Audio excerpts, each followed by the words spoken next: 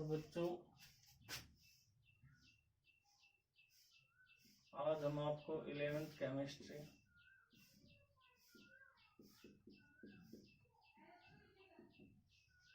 में जो unit first है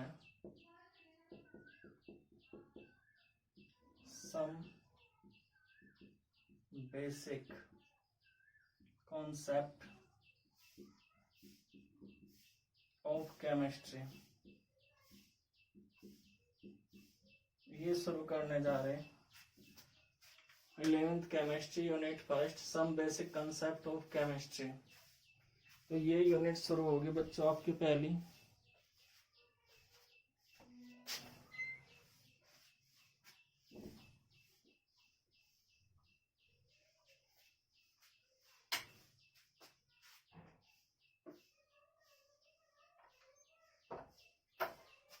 इसमें कुछ जनरल पॉइंट्स हैं जो आपने पहले भी पढ़े हैं 10th में 9th में, तो उसके बारे में थोड़ा बताऊंगे हम आपको। Matter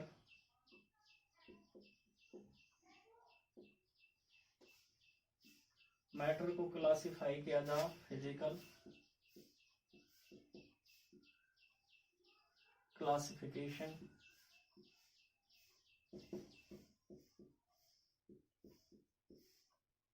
and chemical classification.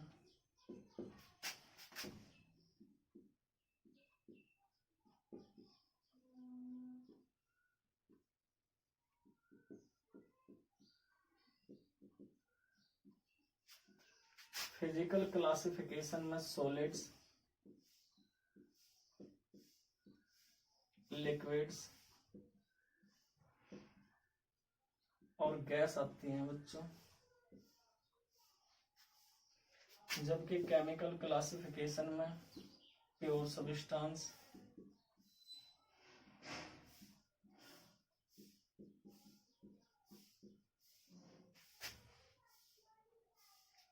और मिक्सचर। सेकंड वन है मिक्सचर। प्योर सब्सटेंस कौन कौन से होते हैं? एलिमेंट्स,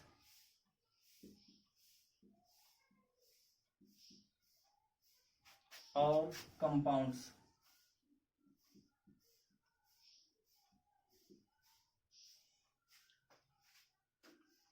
एलिमेंट्स में भी मेटल,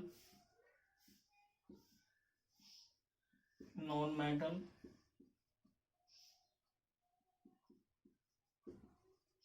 और मेटलॉइड्स।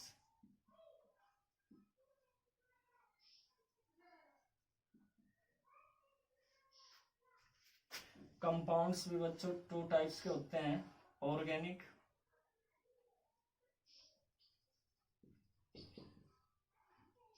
और इनऑर्गेनिक। मिक्सचर भी 2 टाइप्स के होते हैं, होमोजेनियस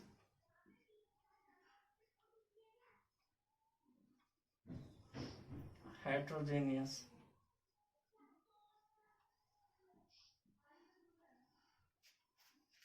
तो बच्चों ये क्लासिफिकेशन है, सभी बच्चे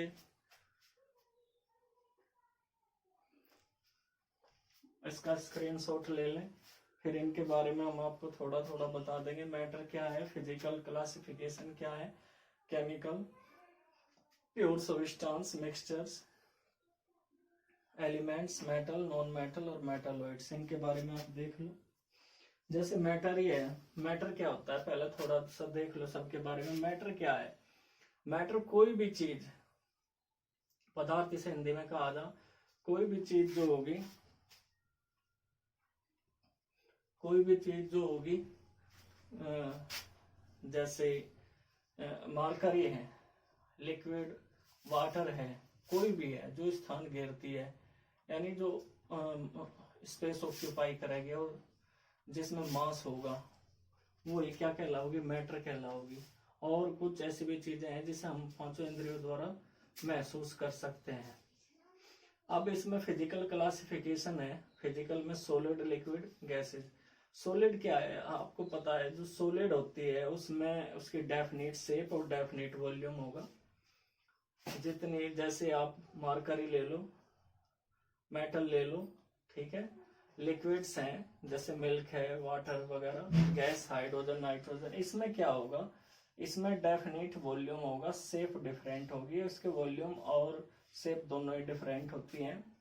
प्योर सब्सटेंस भी होते हैं जिनमें किसी भी प्रकार का अदर सब्सटेंस मौजूद नहीं होता है, यानी प्योर बिल्कुल। और प्योर सब्सटेंस भी जैसे एलिमेंट्स हैं, एलिमेंट्स जो अपने जैसे एटम से फॉर्म होते हैं, और ये भी 3 टाइप्स के हैं, metal, non metal, metalloids. Metal भी जैसे आपने स्टडी करी इनकी 10th में, इनकी प्रॉपर्टी की, जैसे शाइनिंग होती है, good conductor of heat and electricity होते हैं। और नॉन मेटल इनके जस्ट अपोजिट होते हैं, ये बैड कंडक्टर होते हैं, शाइनिंग नहीं होती। मेटालॉइड्स दोनों की प्रॉपर्टी रखते हैं।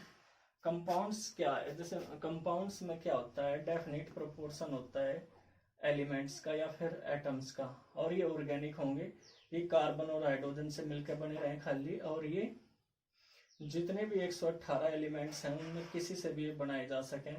अब मिक्सचर है, इसमें क्या होता है, इसमें जो प्रोपोर्शन होगा, जैसे इसमें डेफिनेट होता है, इसमें डिफरेंट होता है, ठीक है। और ये भी 2 टाइप्स के हैं, होमोजेनियस, हेट्रोजेनियस। होमोजेनियस क्या है, जिसकी बाउंड्री सेपरेट नहीं करी जा सकती सब्सटेंस की, या फिर जो एलिमेंट्स हैं, सब्सटेंस हैं, उन्हें अलग अलग आइडेंटिफाई नहीं किया जा सकता, तो होमोजेनियस। अगर जिसकी बाउंड्री आइडेंटिफाई की जा सके वो हेट्रोजेनियस है। तो मैटर लिख लो सबसे पहले बच्चे। Matter is defined as anything that occupies space, possesses mass, and the presence of which can be felt by any one or more of our 5 senses। यानी जैसे हमने कहा, ये क्या है, स्थान घेरते हैं और मास होते हैं, और हम अपनी इंद्रियों द्वारा इन्हें महसूस कर सकें। नेक्स्ट वन है सॉलिड। सॉलिड अभी अभी हमने आपको बताया भी है कि कैसी होगी, इनकी भी डेफिनेशन लिख लो। सॉलिड क्या होते हैं बच्चों, if it possesses a definite volume and a definite shape, यानी डेफिनेट वॉल्यूम होगा और डेफिनेट शेप होगी। For example sugar, iron, gold, wood etcetera. Liquid, if it possesses a definite volume but no definite shape, यानी definite यानी निश्चित क्या होगा, इनका वॉल्यूम होगा, लेकिन शेप कैसी होगी, डिफरेंट होगी। For example water, milk, oil, mercury, alcohol etcetera. Next है गैस। गैस क्या है, if it neither possesses a definite volume nor a definite shape, यानी इनका ना डेफिनेट वॉल्यूम होगा ना डेफिनेट इनकी शेप होगी। For example hydrogen, oxygen, carbon dioxide etcetera. अब केमिकल क्लासिफिकेशन में प्योर सब्सटेंस देख लो। प्योर सब्सटेंस क्या होते हैं, प्योर सब्सटेंस जैसे हमने अभी बताया, जिसमें अदर कोई भी सब्सटेंस, यानी a material containing only one substance, यानी a material containing only one substance, यानी एक ही टाइप के एटम्स या सब्सटेंस इनमें प्रेजेंट होते हैं। इसमें एलिमेंट ले लो। Element, an element is defined as a pure substance that contains only one kind of particles, यानी कि इस तरह का सब्सटेंस जो एक ही टाइप्स के पार्टिकल्स कंटेन करता है, तो क्या कहलावे वो एलिमेंट्स कहलाता है। और एलिमेंट्स को भी क्लासिफाई किया गया मेटल, नॉन मेटल, मेटालॉइड्स। जैसे हमने बताया मेटल्स में क्या होती है, शाइनिंग होती है, गुड कंडक्टर ऑफ हीट्स होते हैं, और बहुत सारी प्रॉपर्टी आपने स्टडी करी इनकी। For example gold, iron etcetera. Non metals क्या होंगे, बैड कंडक्टर ऑफ इलेक्ट्रिसिटी, और इनमें शाइनिंग नहीं होगी। For example carbon, phosphorus, hydrogen etcetera. Metalloids क्या होते हैं, ये दोनों की ये प्रॉपर्टी रखते हैं। मेटालॉइड्स किस किस की प्रॉपर्टी रखेंगे, दोनों की, यानी विच पोजेज कैरेक्टरिस्टिक्स ऑफ बोथ, यानी metal and non metal. For example arsenic, bismuth etcetera. अब नेक्स्ट है कंपाउंड। कंपाउंड में क्या होगा, कंपोजिशन जैसे हमने कहा कैसा होगा, डेफिनिट होगा। A compound is a pure substance containing two और more than two elements combined together in a fix proportion by mass. यानी कि जो कंपाउंड्स होंगे, जैसे फॉर एग्जांपल वाटर है, NH3 है, हमेशा अगर आप देखो, आगे भी हम इनकी स्टडी कराओगे, तो इसमें जो मास है 2:16 और 1:8, इसका जो मास होगा 1:8 वो हमेशा डेफिनिट रहेगा, चाहे आप इसे किसी भी सोर्स से ले लो, वो चेंज नहीं होने का। ठीक है, कंपाउंड्स का। और ये ऑर्गेनिक और इनऑर्गेनिक 2 टाइप्स के होते हैं। ऑर्गेनिक क्या है, जो ऑर्गेनिक है जैसे फॉर एग्जांपल CH4 C2H6, ये इनमें कार्बन और हाइड्रोजन ही होते हैं। यानी जो ऑर्गेनिक कंपाउंड्स फॉर्म होते हैं वो कंपोजिशन होते हैं कहीं के कार्बन और हाइड्रोजन के। ठीक है, इसी वजह से इन्हें डेरिवेटिव ऑफ हाइड्रोकार्बन्स भी कहा जा। और इनका जो सोर्स होता था पहले, अब तो ये लैब में बनाए जाने लगे, वो नेचुरल होता था, एनिमल एंड प्लांट्स। जबकि जो इनऑर्गेनिक है, इनऑर्गेनिक फॉर एग्जांपल जैसे NaCl, NH3, ये 118 एलिमेंट्स किसी से भी ये प्रोड्यूस किए जा सकते हैं। अब मिक्सचर क्या होता है, मिक्स जैसे हमने अभी बताया कि जो कंपाउंड्स हैं उसमें तो डेफिनिट प्रोपोर्शन होगा मास का, लेकिन जो मिक्सचर है उसमें डेफिनिट प्रोपोर्शन नहीं होगा। यानी इसमें जब कंबाइंड करेंगे 2 और मोर सबस्टांस, तो वो एक डिफरेंट रेशो या प्रोपोर्शन में प्रेजेंट होंगे। और ये भी 2 टाइप्स का होता है, होमोजेनियस और हेट्रोजेनियस। होमोजेनियस में भी जैसे हमने आपको बताया, होमोजेनियस क्या होगा, if its composition is uniform, if it's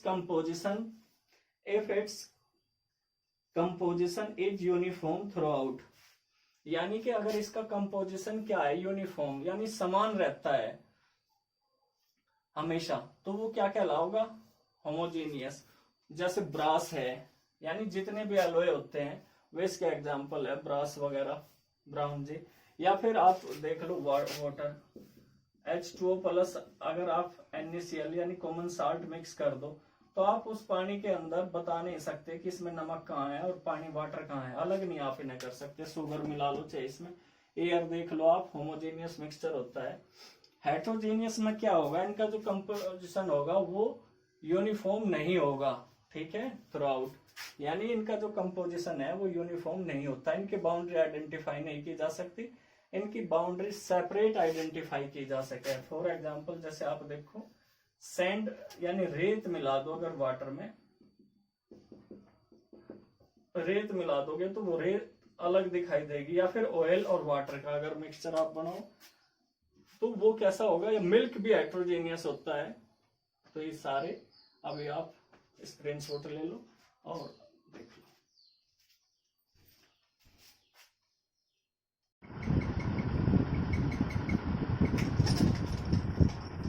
तो बच्चों अब हम आपको बताओगे laws of chemical combination.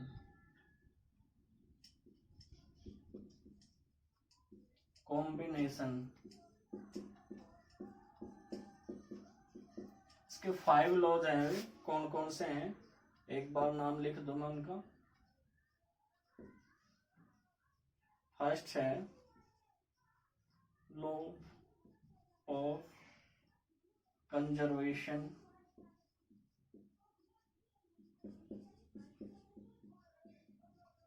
Of mass. Second है law of constant proportion.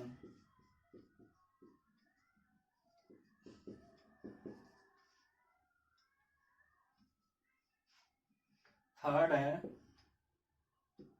Law of multiple proportions.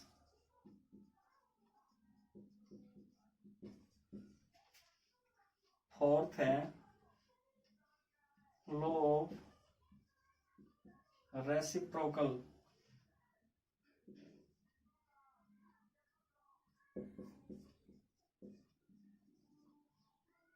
Proportion.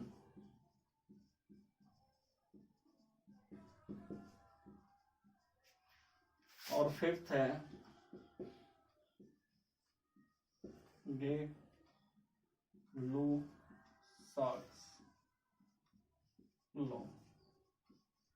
तो ये 5 लॉज हैं जो कि केमिकल कॉम्बिनेशन से रिलेटेड हैं और ये आपको पढ़ाए जाएंगे। तो फर्स्ट मैं आपको पढ़ा रहा लॉ ऑफ कंजर्वेशन ऑफ मास, जो काफी इंपॉर्टेंट है। तो अब इसे देख लो, स्क्रीनशॉट ले ले सभी बच्चे।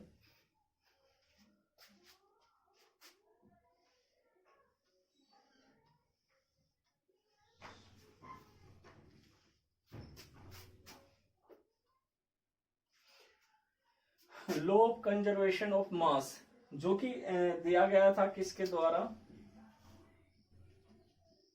एंटोनियो लेवेजियर।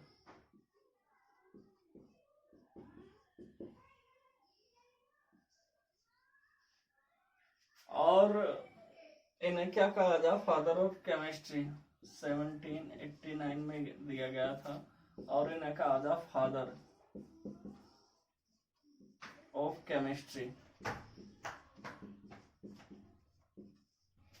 यानी law of conservation of mass given by Antonio Lavoisier in 1789। और इन्हें क्या कहा जा, फादर ऑफ केमिस्ट्री।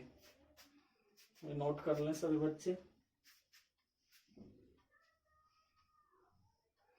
असल में कंजर्वेशन का मतलब होता है संरक्षण, यानी जैसे आपने महाभारत में, गीता में सुना होगा कि आत्मा क्या है, अमर है, अजर अमर है, ना तो वो उसे कोई काट सकता, ना मिटा सकता, ना उसे पैदा किया जा सकता। ठीक उसी तरीके से जो मास है वो ना तो क्रिएट किया जा सकता ना डिस्ट्रॉय किया जा सकता है।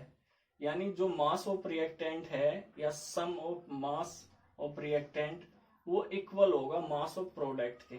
ठीक है, यानी अगर A प्लस B रिएक्ट कर रही तो इनका जो मास है रिएक्टेंट का वो प्रोडक्ट के मास के बराबर होगा। इनमें फिजिकल केमिकल चेंज हो सकते हैं, लेकिन जो मास है वो कैसा रहता है, वो कंजर्वेशन में यानी संरक्षण में रहता है। वो मास कभी भी चेंज नहीं होता। आप पहले इसकी डेफिनेशन लिख लो, फिर इसके कुछ एग्जांपल हम आपको दे रहे।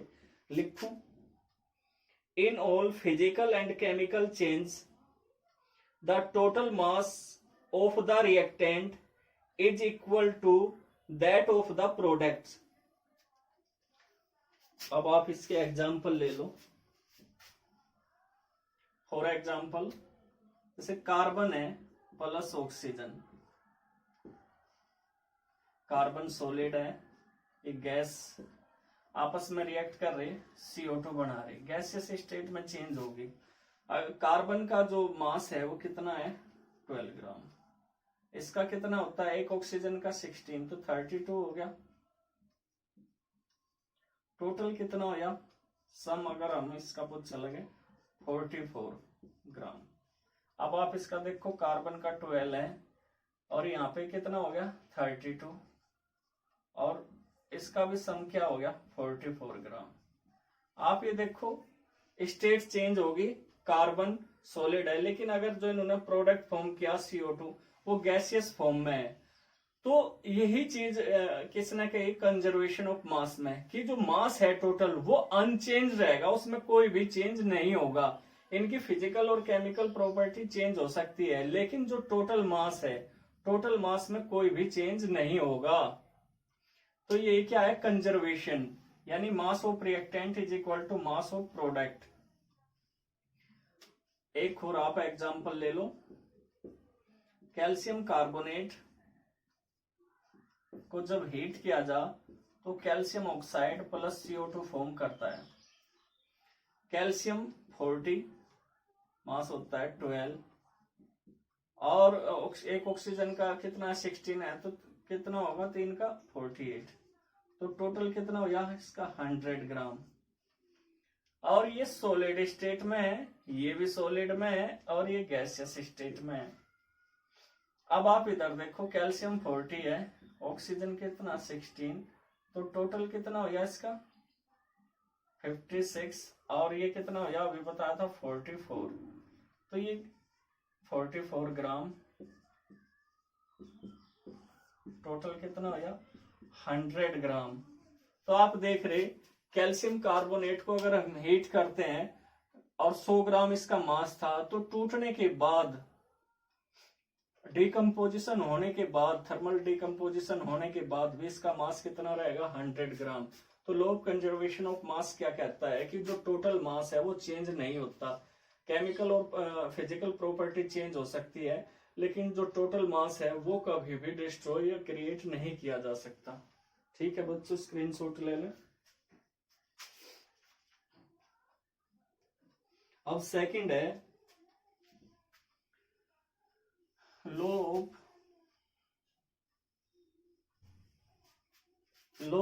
जो हमने अभी लिखा था constant proportion, constant proportion.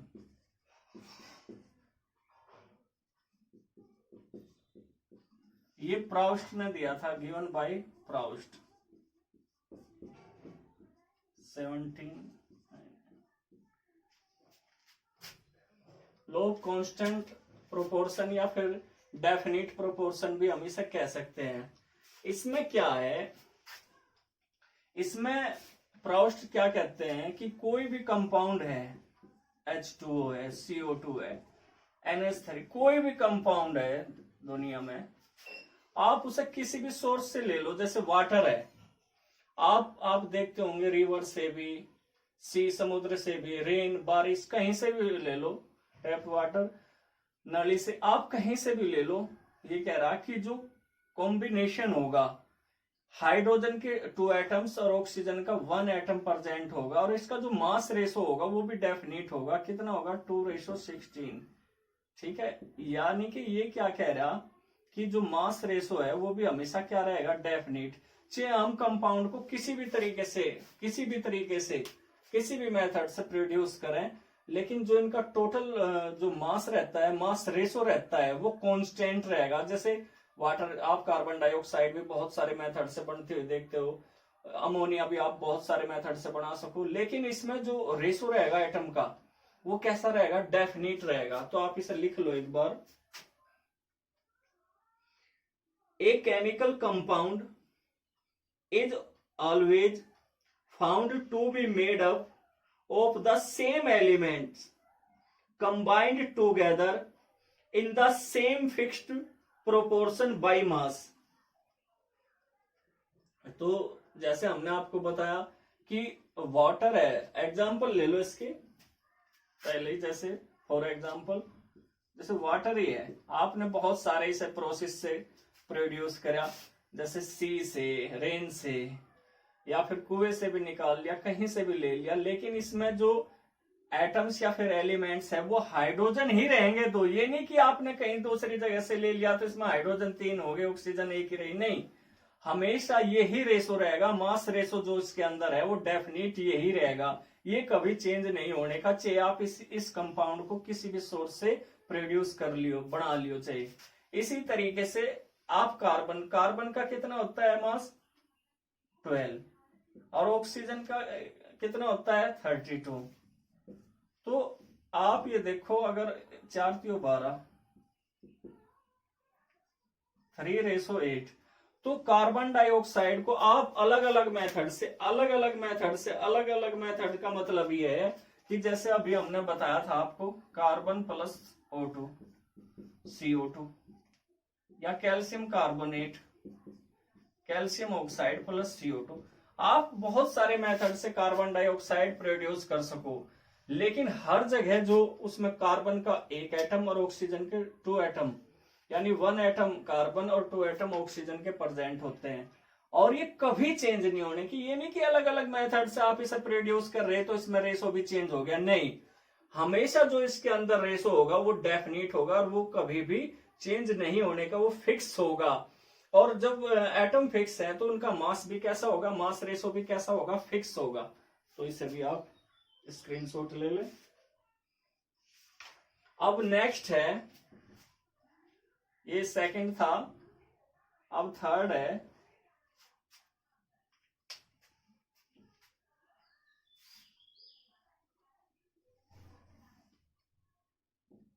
Law of multiple proportion.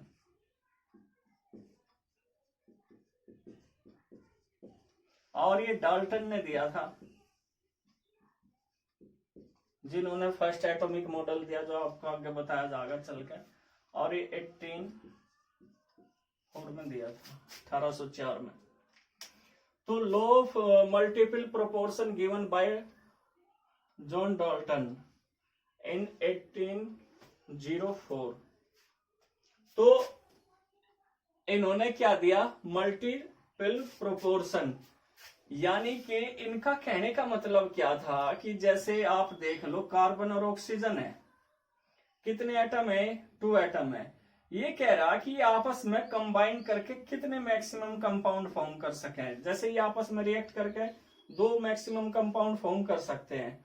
तो ये कह रहे कि इसमें जो 1 एटम होगा उसका मास हमेशा डेफिनिट होगा, उसका मास कैसा होगा, डेफिनिट होगा। लेकिन जो सेकंड रहेगा उसके साथ एटम 2 ही रहने और आपस में मैक्सिमम कितने कंपाउंड फॉर्म कर सकते हैं, उनमें कैसा रहेगा, सिंपल रेशो रहेगा। जैसे आप यहां देखो 16, 12, 32, तो ये तो कॉमन है, और ये 1:2।